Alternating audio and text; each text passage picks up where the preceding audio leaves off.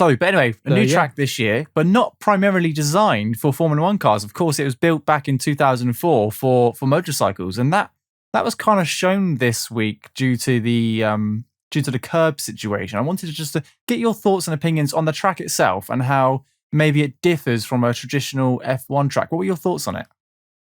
I did initially think that it was a bit of a poor man's Sakir. Which is kind of ironic, really, seeing as it was probably built by incredibly rich people. But I wasn't expecting anything particularly thrilling. But I was pleasantly surprised at the quality of the racing that we did end up seeing. It was still tricky to overtake in places, but it seemed that also a lot of the messages to drivers were, and I think we heard from Bono at one point, it's easier to overtake than expected. Yeah.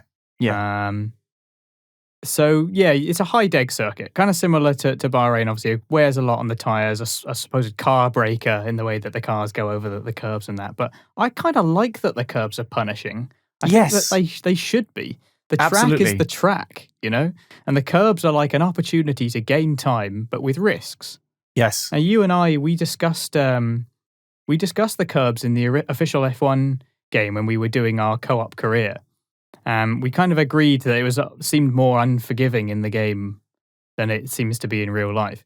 And I said that I kind of felt that was part of what made it a game rather than just a simulation of being in an F1 car. It kind of the risk reward element of the game is part of the gameplay, and by emphasizing it, it makes it kind of a more prominent part of the game. So, but I think that the curbs should be like that. Like the more I think about it, the more it seems appropriate for the real racing as well. Climb all over the curbs that you want, but you're risking a puncture or damage or spinning out.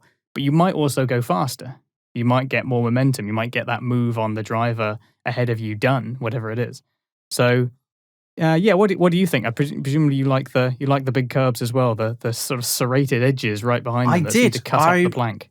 I really did. Like you, I was going into this weekend without much expectation because we've had a fantastic year and this track wasn't designed for Formula One cars. So that's not saying that any track which has been designed for Formula One cars means it's a good track, because there are tracks out there which aren't good tracks and they've been designed specifically for this genre of sport.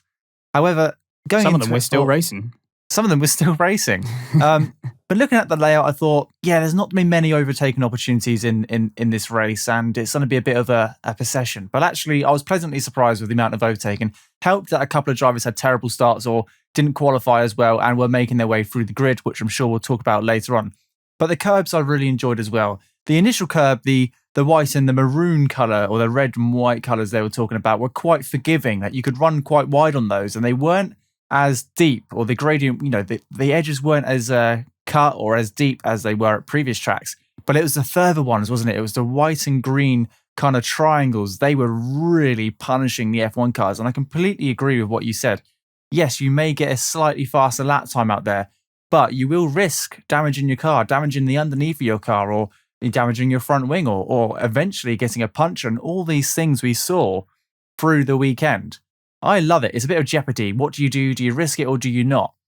But these outside curbs should have never been touched, because, and I'm going to talk about track limits a little bit here. The track limits this weekend were all over the place because FP1, the couple of engineers were on the phone to the FIA and was like, what are the track limits? Where are the track limits? And they said they're just watching to see where cars naturally gravitate to, etc. Now, every track has a set of white lines on the left-hand right side of the track. I don't understand why that is just not always the track limit. Because these curbs, you could ride the initial one so easily. These cars were so far off the track, and they actually only had to keep wheels on those first set of curbs, and they were still technically on the track. So it just really bugged me that we went to this brand new circuit, and there was no rules on track limits. And when the FIA decided to impose those rules, it was, well, actually, you only need to keep a tyre on these white and red curbs. That is the track limit. I'm thinking, well, why? Why is that a thing? We've got white lines. There's tarmac on this track for a reason. Why are you allowing cars to go a couple of feet off their track and keep that lap time? Completely mad, if you ask me. It just, one of those track limits do my head in, and it would have been so easy to say, no, keep it in between the white lines, keep it on the black stuff. That's the track. And if they had done that, they wouldn't have had all these complaints about the curbs and the cars being broken, because no car would have gone out that wide.